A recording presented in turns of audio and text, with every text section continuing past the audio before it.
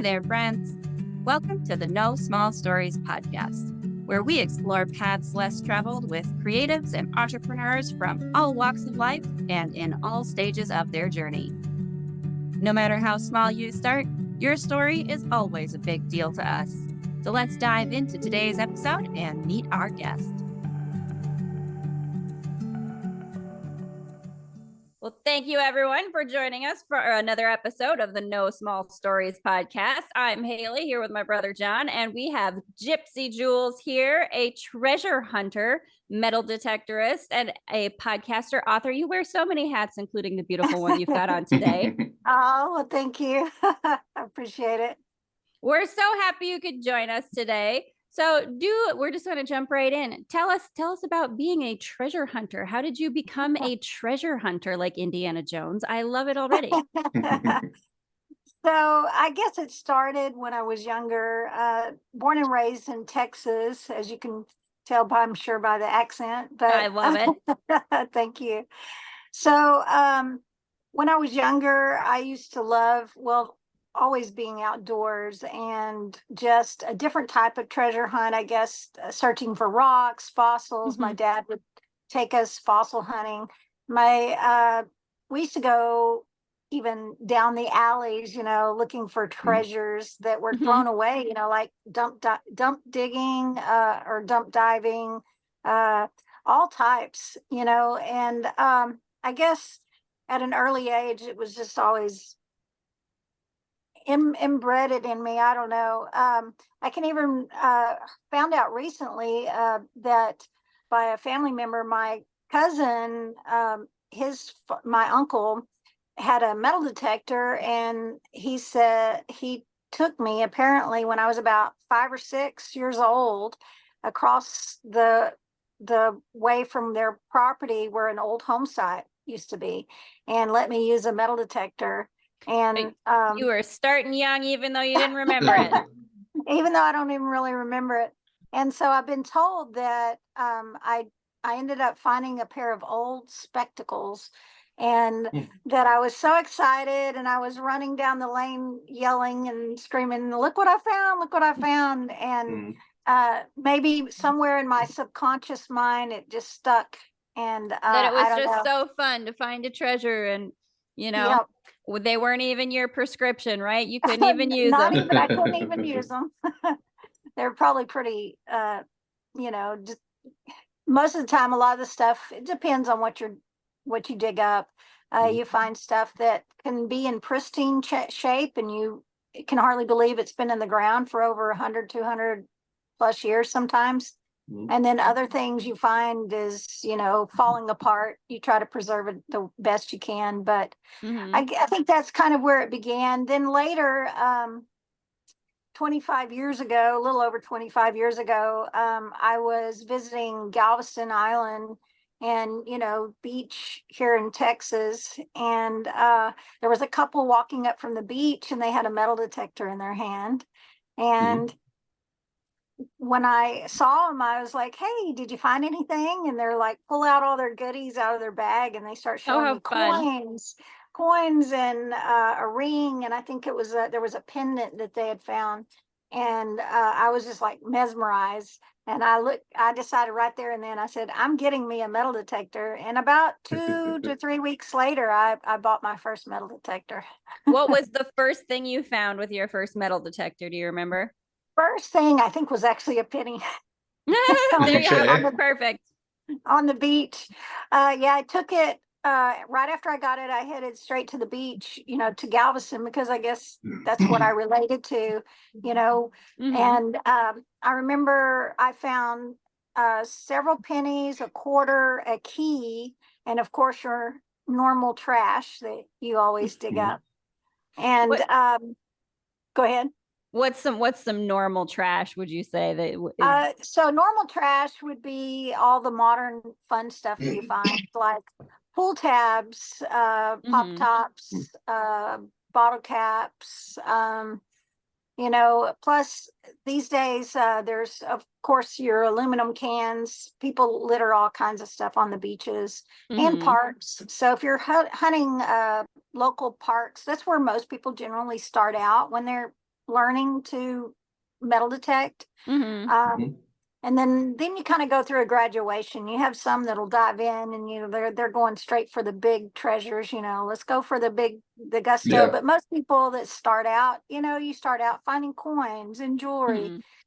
A great place to start is, you know, the beaches, because you find rings and you find, and I remember my first ring, and I don't have my rings on because I went metal detecting yesterday. I left them in my car, but because you know not to lose them. You know to put those things away because somebody else will find them.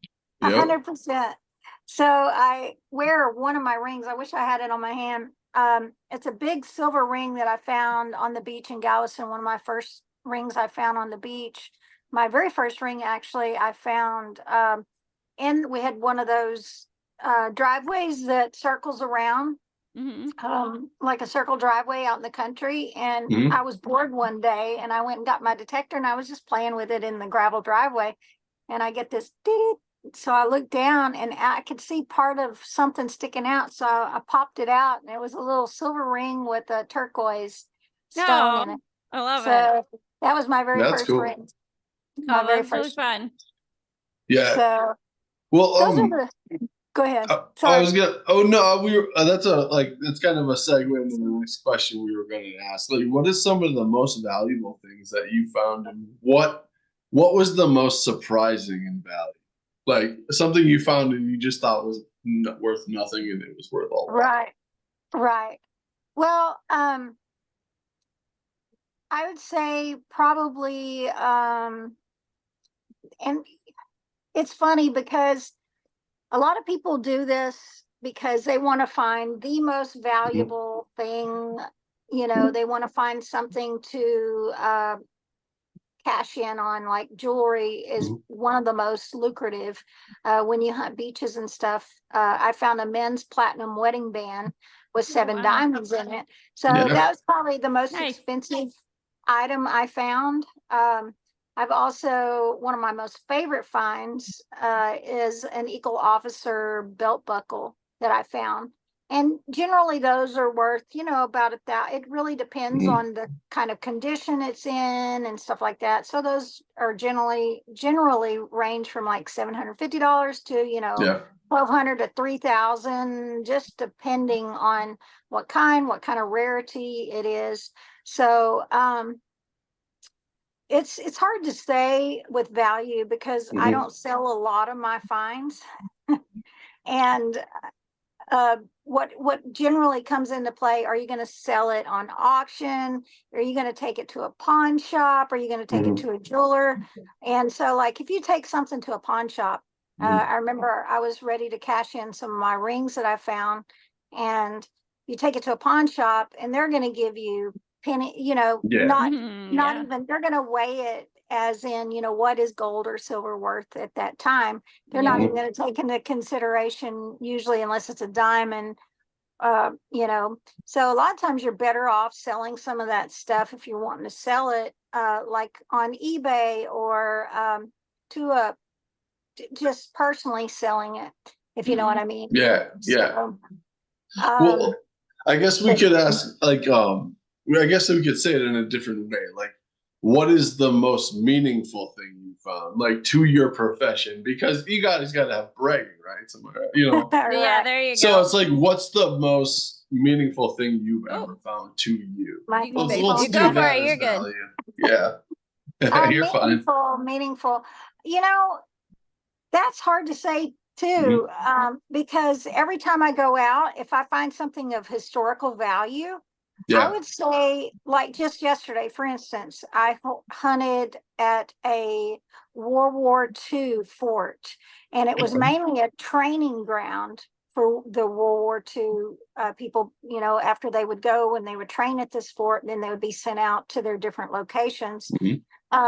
Yesterday, I found a dog tag that personally belonged to someone. So my next goal will be to research that person, find out, you know, if some of their family's still alive. I think it had the guy's wife on there, her name as well. Oh, very cool. So it's fun to research that type of stuff.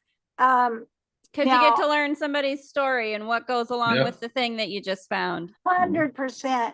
And that's probably my most favorite thing to find is anything with writing or a story, because when it can paint a picture of a story or something, like for instance, right here on my desk, I've got this is a Civil War bullet I dug. Let me kind of Oh, very cool. So depending on where I found this, and what caliber of gun, I just got back also, I went to Vicksburg, Mississippi, where there is loads of, historical Civil War action that happened there. And I got to interview a guy at a Civil War that owns the Civil War Museum there in Vicksburg. Oh, how fun. I'm just amazed at some of the stuff that he's accumulated and found. But what's really neat is those personal items. Like if you've, like I've dug Civil War guns before. Most of the time when they come out of the ground, though, the wood is rotted, a lot of this stuff. But if you can find something more personal, like something that maybe has a name and a date etched in it, or some of those are like really some of my most favorite things to find. I'm looking on my desk. I was gonna say, so what are maybe some of the weirder things you found? Like, I love the idea of like finding something that tells you a story, and like if you could only just find like a box full of old love letters or something like that, right? Like, how fun would that be? But then my true crime podcast brain is like, oh, but have you ever found something that might like help solve a crime? Or like, what are some of the more bizarre or strange things you've ever found? Well, that's really neat. I'm working now. I work with I'm trying to work more with psychics and paranormal. Oh, cool. So that's something I'm delving more into. I've got two TV projects I'm working on right now.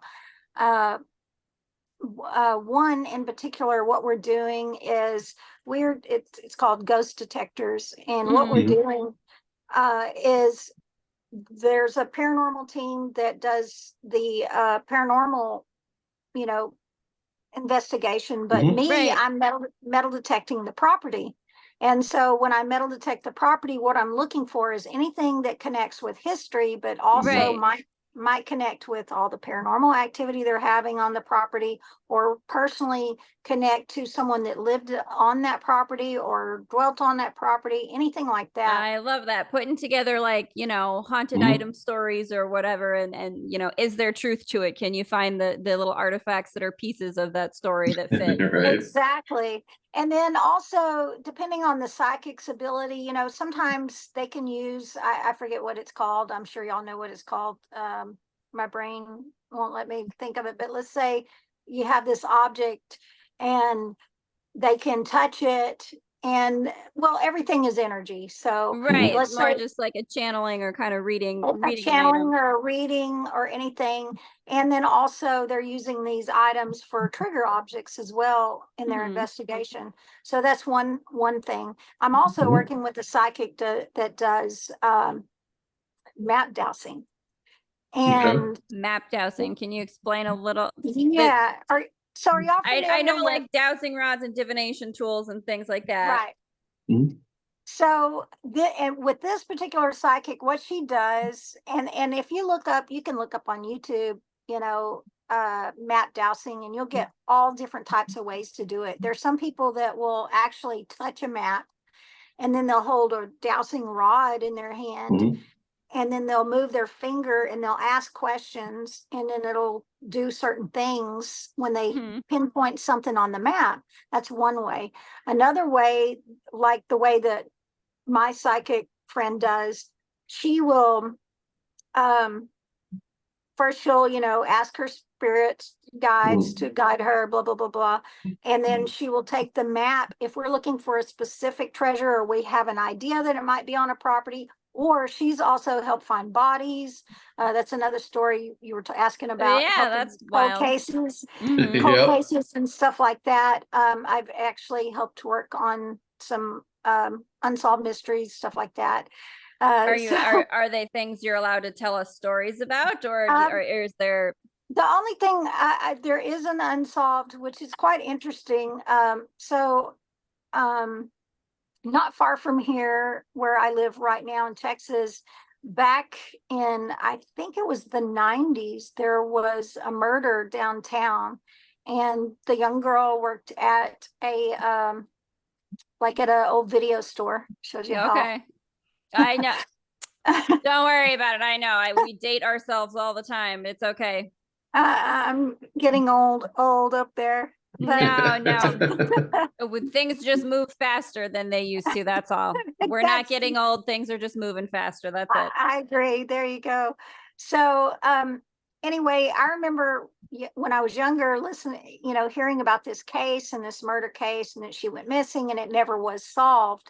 Well, I had gotten a friend of mine that has written several paranormal books, but also, as he just retired actually from the sheriff's department over in Austin, and his main job with the sheriff's department that he worked with, he did diving. So he would dive and recover bodies, things of that nature. Wow.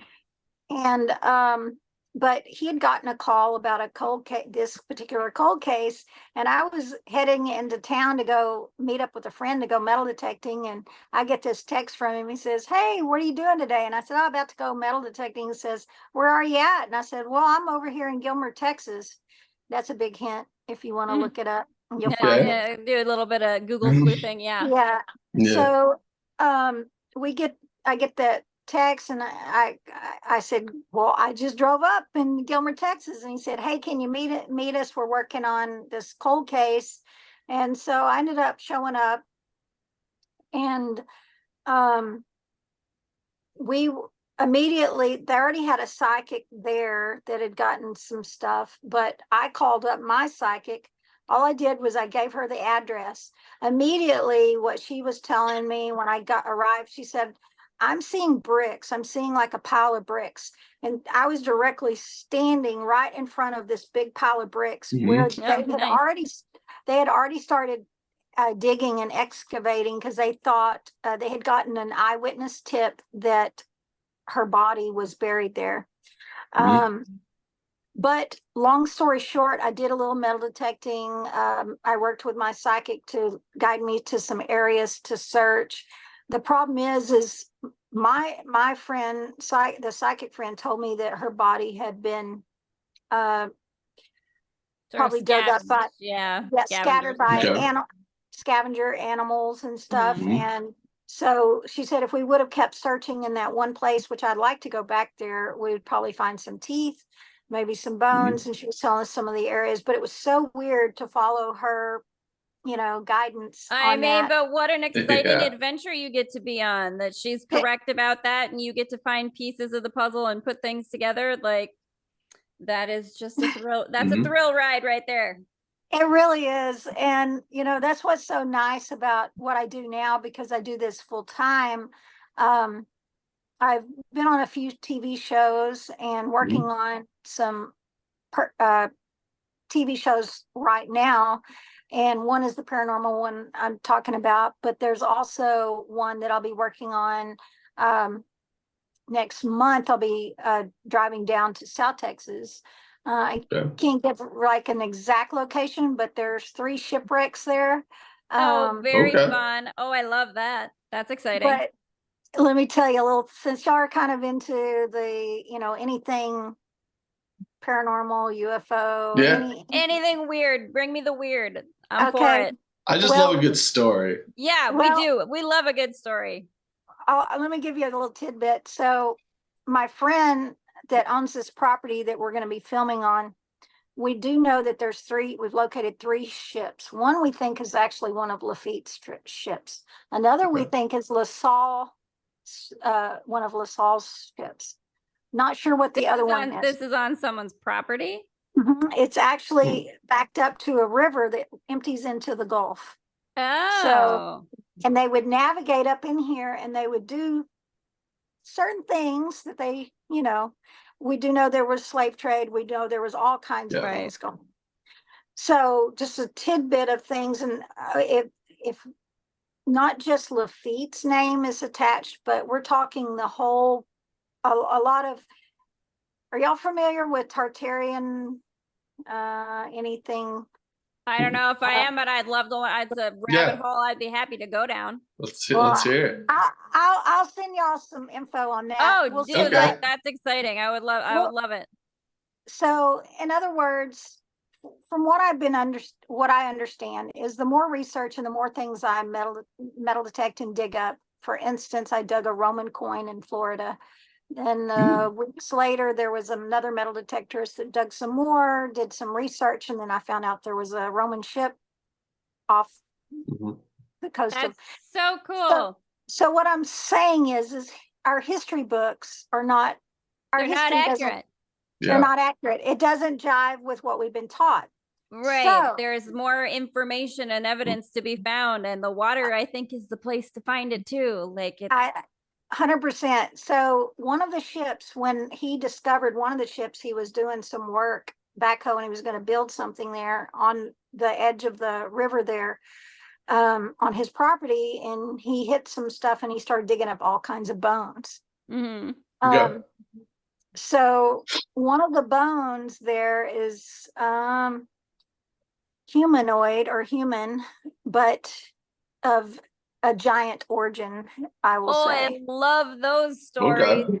Oh, So I would that's love to just know a more little, about that. But oh man, you got to keep us posted on all that stuff. yeah, You gotta, that is right up my alley for the fun, the mysteries of Mhm. our human right, history, right? exactly. So I think that's going to be my next book, will be something along the lines of, untold history, mysteries. I mean, there's things that don't, I'm just gonna, I don't want to shove anything down anybody's throat with my Well, no, beliefs. but Yeah. you find evidence and you can But you, present and say, here are these things we found that don't match up with the things that the history books say. And does Mhm. anybody want to maybe check into that? Do we want to ask some questions? exactly. So that's what I'm planning for my next book, is something along those lines. And some of it I'll base on stuff that I found, some of it I'll based on stuff that other metal detectors, treasure hunters have found that just doesn't add up with what Mhm. we've been taught. And one of them is the bones, the giants, because it's You it's guys can get obvious. together with Graham Hancock and all of the, like, you can find all kinds of fun, cool stuff. I can't wait to see your next Netflix series. Well, thank you. It's gonna be Um, brilliant. it's going to be amazing. I can't wait. So yeah, in next month we'll be down there filming on this private property, working on stuff. So That's very I exciting. I can't wait to see what it is you guys find. I can't wait to hear more. I'm excited. And we do know, so our psychic friend has already told us that there are several treasure caches on the property as well. And one in particular is buried with a dead body. And I think that was more common than we think, especially when anything's related with treasure. What happens is it was a great place to hide things. People aren't Oh, gonna, they're sure, not gonna yeah. go digging up a body or anything like that. Or In at fact, least it's a lot untoward of or it's frowned upon if you do, and somebody will notice. Right. So great place to Right. hide something. And so therefore, through my research, I've been finding that there are more graves that are fake graves than you can even imagine, where hidden treasures are as well. That is fascinating. I love that idea. Now I got to get myself a metal detector and just go find Right. all the like little, Right. out of nowhere cemeteries and things like that, and check out what kind of things you could find. Right. It's amazing. It's opened up so many different avenues. It just depends on which direction you want to go. For me, I like all aspects of, treasure hunting, metal detecting, and everything. Yeah. And it's hard to believe that over 25 years ago, I went from that little inexpensive machine to now I'm sponsored with Garrett Metal Detectors, and Oh, very cool. they just recently sent me on a trip to New Hampshire, where, you know, a lot of that stuff over there is the history is way older than what it is here. I mean, Yeah. what you can find I'm not going to say it's older. I'm going to say with a lot of what you find. I was gonna say the known history is the known history. Yeah, That's a is perfect way to older. put it. Yeah, you're finding the things that are the not known things. You get to go Well, explore the unexplored. Yeah, and then I was gonna say in our state's history, there's a lot more stone weapons than metal, so it's harder to find a lot of that too. We find a lot of stone weapon, you know, stone type things. I think honestly, this is my own opinion. Just from talking to people, I believe that our history is a lot older here in the States than what we've been taught and think. And I think a lot of it's just deeper. And I think a lot of that what happened when you start studying Tartarian stuff, which I'll send y'all some info on it. Yeah, do. We'll do another podcast. Yeah, for sure. Yes, come back and tell us all about it. Absolutely. Yeah. But if you go back in history and you start looking at some of the old world, I call them old world buildings. A lot of people call them Tartarian buildings. You will see that most of them, you can spot them easily. Now, once you train your eye to spot them, you can easily spot them all over the US, all over the world. Yeah. And they're definitely older than what they say they are. Most of them, they'll say they were founded in 1875 or founded during this year. When they say founded, do you just mean you found it and like it was already there? Like that's kind of like the Serpent Mound kind of thing, you know, that there are a lot of those old world monuments that were just destroyed in progress in farming and agriculture in our country. But there are remnants of those things that are older than, like you say, what the history books tell us about, because it's because nobody's investigating it. And that's why you have to. 100%. And see, here's the thing with, if you start studying with a lot of the floods and a lot of the stuff that have happened where there's just layers and layers and layers. The thing is with a lot of modern archaeologists, they only go so deep. They will only dig so deep. But if they will go a little deeper, you will find that there's all kinds of things. And that's what I'm discovering. I'm amazed just when I'm looking for like Civil War stuff. Some of that stuff is, you know, 20-foot deep. I mean, we're talking, and that was only, you know, what, roughly 200 years ago. Right. So, and if you know, again, think about the scope of human history and what other things are beneath those layers. Right. So, yeah, I love that. I do. And we did kind of talk a little bit about how it would be fun to try out the treasure hunting. And I know. Well, I was just going to ask you, like, what advice, seeing that you have a lengthy history with this, what advice would you give to just an amateur metal detector or just a treasure hunter that's in their first year, like their first year of it? That's a good question. So I know that y'all know that I just recently wrote a book. I've got a copy right here. Oh, so, yes, just digging it, and I very nice. I love it. This is a beginner's guide. Whether you already have a metal detector or you, and I fill it with all kinds of photos of finds and what to do step by step, different equipment that does different things, you know, because that comes into play. So the main thing with someone that's, let's say it's their first year, like you ask, it's your first year in metal detecting and maybe you've taken it out to different places. I would say persistence is number one, just like anything. Practice makes perfect. And it's so true. Whatever machine you get, whether it's a $50 machine or $1,000 machine, if you are putting the time and the effort to learning the ins and outs of that machine and the nuances of what that machine is trying to tell you, with the beeps or the numbers or whatever type of machine you've got, and then you put in that time, then you're gonna, it's just like anything. I mean, yes, there's beginner's luck that That's in Yeah. everything. But we don't always, go out and find a $5,000 diamond ring the first time we go out. I have a friend. We all want to, right? We all want to. I have several friends that I've helped get started in the hobby, and they go out, they find something amazing their first time, and it's mind blowing. But that Well, with doesn't happen you, every day. I was going to say, with you also, you're also chasing that first feeling of finding that penny. You're chasing that rush. Yes, Yeah. yes. Yep. And it's so fun to see these beginners, they're out for the first few times and they find their very first coin. Mhm. It doesn't matter if it's a penny or Yeah. a silver dollar, it's that excitement. And that's with everything. It's that thrill of the hunt. The thrill of the adventure and what it takes to get there. And that's another thing that I love about this hobby. It gets you outside in nature and and I couldn't like imagine finding a Roman coin though. That's I don't know right. what And I I would do- do. And in the States as well. Well, So, yeah, it's like what is going on? right. That is, but again, then you're just going down the rabbit hole of trying to figure out the story behind it. How did it get here? Where did this come from? And that's a thrill Exactly. too. And that's part of the thrill is just researching all this stuff that you dig up, because a lot of people now, because I've been doing it for a while, is they'll come to me, hey, do you know what this is? Do you know what I found? And I'm able to identify a lot of stuff now.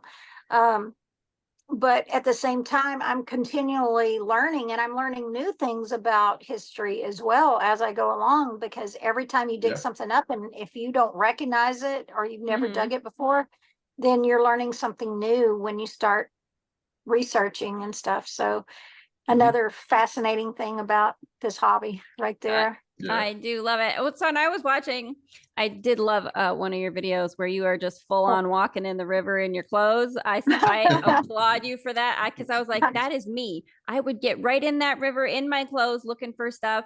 So I wanted to ask, how do you go about selecting locations then for yourself, and what would you suggest, like, for a beginner, for locations, and where would you go first, but then where do you like to go, or how do you select? Because obviously you need different gear for a different situation if you're wading in the river. Right, exactly. And it really depends on whether it's public property or private property, and or whether it's, and that's some things I go over in my book, is you just have to know the laws. A lot of the national and state parks, they're off limits. There are some state parks you can get permission or you can get permits to hunt, but most of the time they're off limits. So it's really in a lot of it's networking. Just like, for instance, the property that I was on yesterday with the World War II fort, that particular permission was through a metal detecting club. And that's another thing that I talk about in my book, is joining organizations in your area. A lot of times they will get permissions to go to private permissions. Well, they'll give you permission, and they'll give you permission. You keep all of your finds. There's other permissions that'll say, oh, well, I want to see all the finds, but and they select what they want to keep. Sometimes you have to give over all of your finds. I don't really like that, but sometimes that's the way it happens. But I've donated a lot of stuff to museums. I've given a lot of stuff to property owners. For me, like I said, it's more being able to video that and film that for my YouTube channel or document it, and then I can give them the stuff. So my favorite is private permissions, especially something that might hold an old homestead. But I love what, like you said, about rivers and creeks. I could live in the water, especially in the summer. Those are the best, because it gets hot and you want to cool off. So I'm in the river, in the creek. Of course, you can't be squeamish about the nature. I was gonna say the other things that are in the water with you. And Right. What do you got down there in Texas that I need to be super concerned about? In Texas, you've got loads of snakes and things like that. So yesterday, it was funny. You'll see when my video comes out, there was this massive snake skin. Oh, nice. This thing was like feet long. I'm like, holy crap, I don't want to meet up with that. No, that I don't want to Yeah. find you. I hope you're hiding somewhere I'm not. Mhm. But 90% of the time, most of these creatures are just as scared of you as you are them. Yeah. So if as long as you don't, the only thing Mhm. I'm scared of is that I'm scared of two things. I'm scared that I'm gonna not see it and just step on it or Yep. squat Oh, down right beside it and there it strikes me or something like that.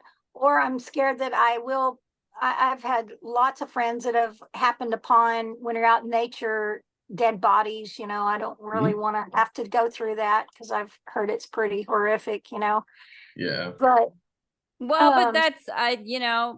another.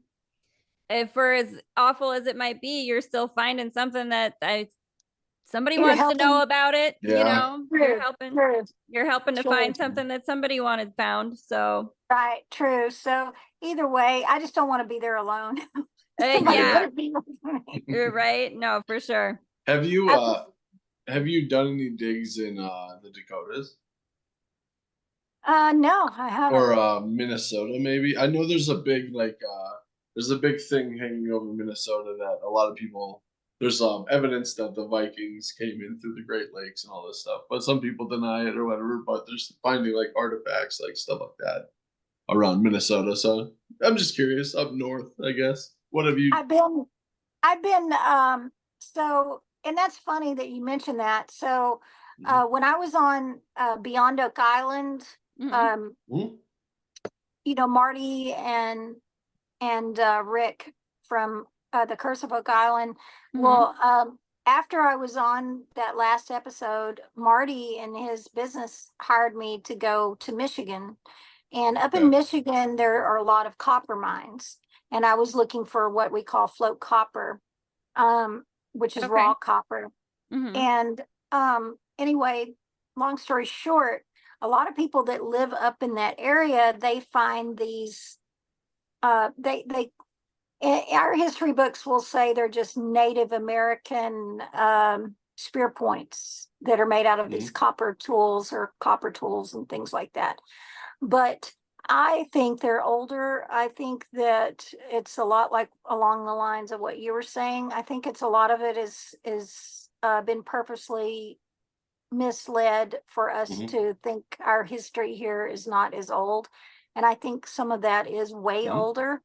And there's people that find all that copper culture finds in that area, the Michigan, that, and like you Yep. said, finding some of that stuff from there. You need to come up that are- here and we need to go out to the Black Hills and we got to go and do a metal detecting hunt and see what kind of wild things we Right. find. Let's do it. Let's do it. I'm all for it. I'm That ready. would be I would love that so much. That would be great. Do you And do any or go ahead, sorry. no, I was going to say, and seriously, I'd be up for that. I do, a lot of traveling. So um, I could, I don't know how far of a drive that would be. I prefer to drive because when you Yeah. fly, can You only have to carry so much of your gear. Yeah, you got to take a lot of gear and stuff. Well, and Yeah, if you drive, then you can stop along the way if you see a spot that looks like a good place to check 100%. out. So, Exactly. little detours, side quests, right? You want to have space for 100%. that. 100%. So yeah, I love that. But yeah, I would love to. And if y'all had any private permissions that we'd be able to get on and search, I mean, Oh, hey. yes, Yeah. I'm gonna start asking. We're gonna start asking family. I got some family out in the Black Hills. Be like, hey, who do you know? Where And should we not only go? Black Hills Gold, Yeah, Yep. that's a big fun thing out there. Going, looking for gold in the Black Hills. Well, yeah, and then also we have just endless abandoned farmsteads everywhere, Yeah, that's the so thing too. now you never know. there you go. Yeah. Farm fields are easy Mhm. to get permission on, and you'd never know. You can look at old maps and see some of the old houses that used to be there that you have no sign of them Yeah. being there till you get out in the field, and then you start seeing pottery shards and Mhm. bits of metal and marbles and Mhm. pieces of doll pieces and things like that.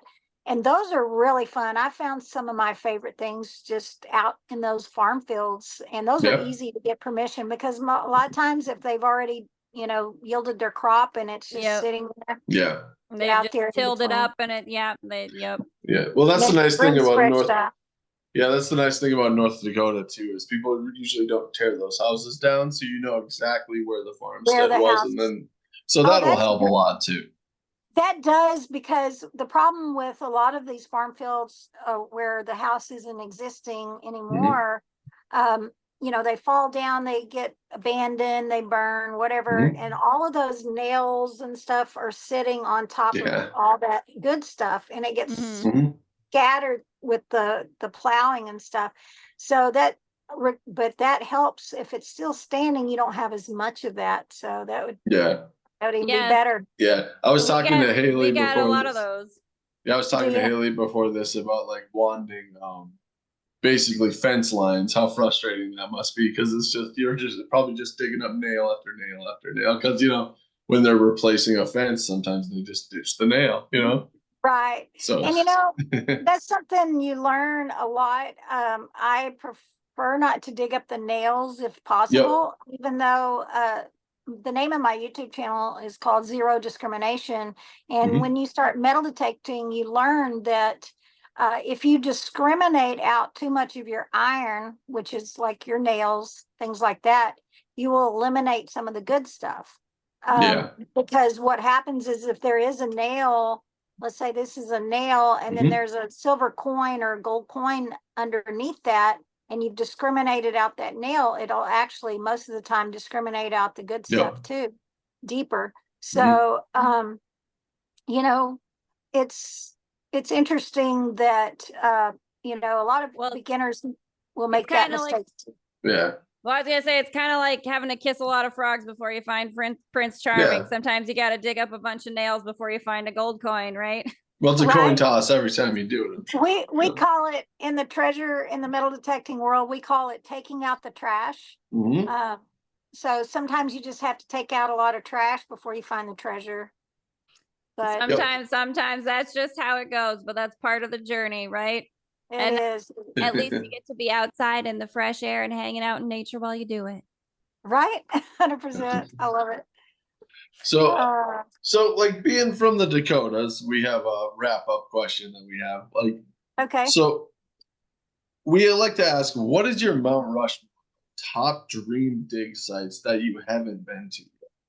What are your top 4? If say you got a month to do it, you got a month left, I want to hit 4 spots. What are they gonna be?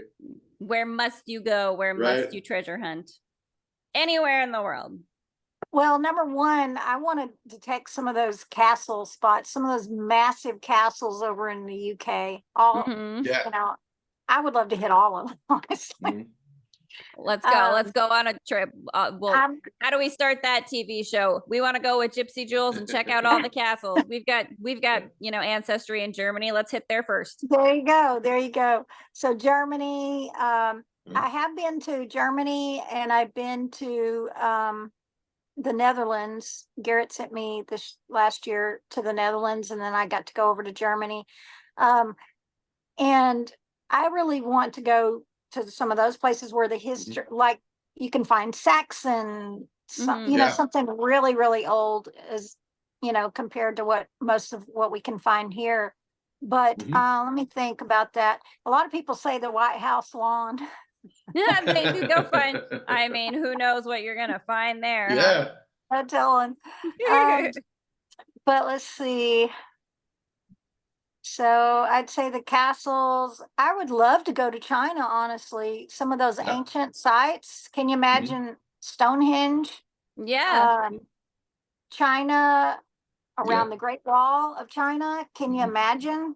And what I'm finding out about the Great Wall is not what we've been taught either. So there's some more fascinating stuff there. Oh, I love it. So that's 1, 2, 3. Trying to think of another one. I would love to hunt on some of the national parks that are just off limits to detectors, because in my opinion, I think a lot of them, they're hiding some things, but that's just Well, and my the other Yeah. thing is that it's kind of like still the idea of kind of cold cases and things like that. Mhm. That if you had more people out there who were allowed to metal detect, who knows what other things you might be finding that Yeah. could help Right. solve a cold case or that could help solve who knows what. Like True. it would be useful to have more people out there looking because there might be more mysteries solved, and again, part of the fun. Exactly. Right. I I love was it. I was going to ask you one last question too. As far as Okay. like, do you do any aquatic things like go far underwater and Like more than just the wading yeah? Do you in the do like water. Do scuba you like diving and stuff like that? Are you So, like scuba certified and all that? so I'm not scuba certified, but I Mhm. do have what they call is like a Nemo, which is a hookah system for Okay. like 10-foot diving. And so I've done some of that in like some of the rivers and stuff like that. That is one of my goals, is to get scuba certified. I personally, uh, I don't know. Maybe it's a fear, I don't know, of mine, which I'm pretty fearless most of the time. Yeah. But Well, but if you're trying to metal detect in the water with sharks, it's maybe a little Yeah. bit more intimidating. maybe, yeah, maybe it's that. I think that now with what they've got with the equipment now, I think if Mhm. I had a full face where you can, they've got the Yep. microphones and Yeah, they've where got you the could. full face, I think I would be totally good with that. I would Yeah. totally Oh, go for that. So oh, if only I could go Mhm. hunting for Atlantis with Gypsy Jewels in this lifetime, 100%. like a little underwater Yeah. astronaut just out there looking for all the cool stuff. This could be where it is. Right. Well, Right? that's one thing I kind of wanted to do in my community because there's a few places you can get certified in town here, and then Uh-huh. we have like a big lake culture next to us, like in Really? Minnesota. So I would like Okay. to just dive under the where people party and just see what I can find because Yeah, what is what? who knows what you drop off a boat. There's Yeah, probably iPhones and all kinds of stuff under there. 100%. That's Oh why yeah. if you go back and look at a lot of when I lived near Austin, I would go Mhm. to the Guadalupe River where they float the river, Mhm. and I did a lot of shallow snorkeling Oh yeah. and metal detecting in some of the shallow areas. Cell phones, watches, Necklaces, yeah. rings. necklaces, rings, you name it, Yep. and it is so fun. Yeah, you would be Mhm. surprised what you find in those lakes will blow your mind. I mean, Yeah. I can't wait. I can't wait to try it. I'm gonna have to go and get a metal It detector would now. be fun. I have to. Well, we thank you so much for joining us. We are going to put your links in the description, but let everybody know where should they go to find you and all of your wonderful content. okay, well, they can find me on YouTube at Zero Discrimination, or they can go to my website, gypsydigs.com. They can find me on Facebook, Gypsy Jewels. Where else? Instagram, I think it's Gypsy, but it's spelled a little different because it was already taken. These are the Gypsy things you have to Jewels do.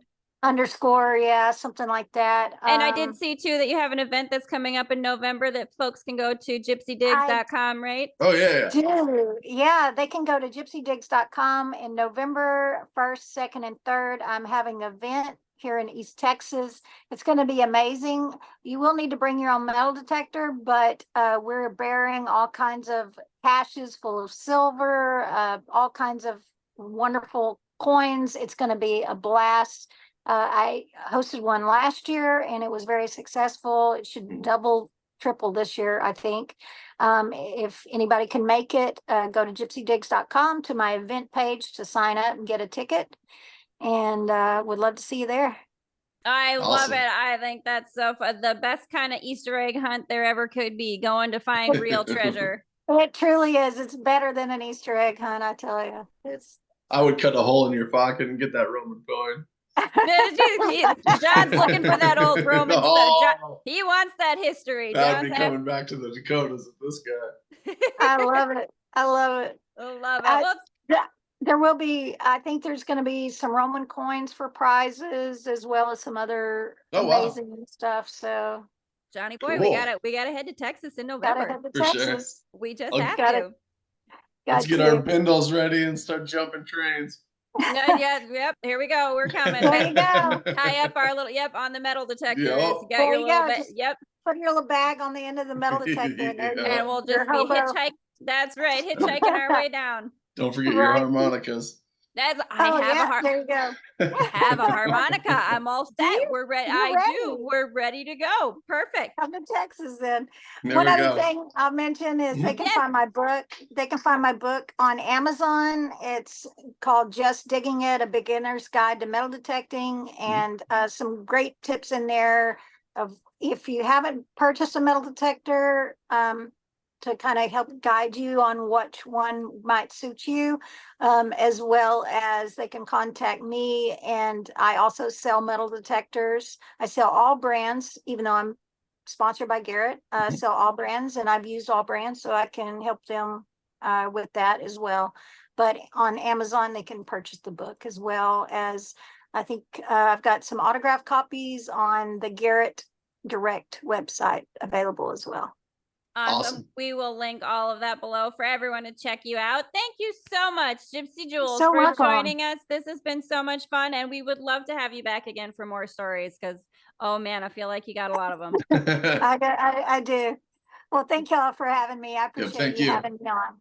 Thank Thank you you. so much.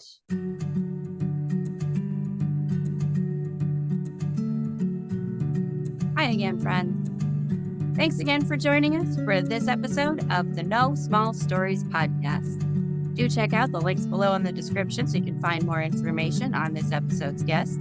And if you'd like to support more episodes of the No Small Stories podcast, you can become a patron. Find us on patreon.com/No Small Stories.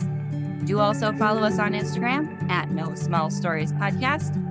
And don't forget to like, share, subscribe, comment, leave a review, do all those wonderful things that you awesome listeners can do. Until next time, friends, remember, no matter how small you start, your story is always a big deal to us. Special thanks to the Parapost Network for the support of their community. Check out all the great podcasts on the Parapost Network on Facebook.